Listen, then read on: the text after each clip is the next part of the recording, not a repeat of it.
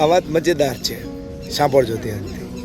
એક વખત લક્ષ્મીજી અને ભગવાન નારાયણના વિશે નાની મોટી રકઝક થઈ ગઈ, મીઠી રકઝક હતી.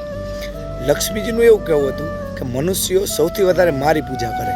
તેને નારાયણ ભગવાને કીધું એમ માની ના લેવાયો, આની પરીક્ષા કરવી પડે. ત્યારે લક્ષ્મીજી કોઈ વાંધો નહીં, કરો તાણે પરીક્ષા. આ સમય દરમિયાન મૃત્યુલોકમાં એટલે કે પૃથ્વીમાં એક માણસ મરી ગયેલો હતો. એની નનામી 4 વ્યક્તિઓ ઉપાડેલી હતી અને ઘણા બધા માણસો એમની અંતિમ યાત્રામાં જોડાયેલા હતા. લક્ષ્મીજી ત્યાં પહોંચ્યા સાથે એક થેલી લઈને. એની અંદર સોનું હતું, ચાંદી હતી, ડોલર હતા, રૂપિયા હતા, આવા ઘણા બધા ધન સંપત્તિ હતી. લક્ષ્મીજીએ એ ધન સંપત્તિનો થેલો અહીંયા ખાલી કરી દીધો. આકાશમાંથી પૈસા ઉડતા જોયા અને ડોલર ઉડતા જોયા અને સોનાની મહોરોનો વરસાદ થતો જોયો. એટલે જે અંતિમ સંસ્કારમાં જોડાયેલા હતા બધા એ પૈસાને લૂંટવા માંડ્યા.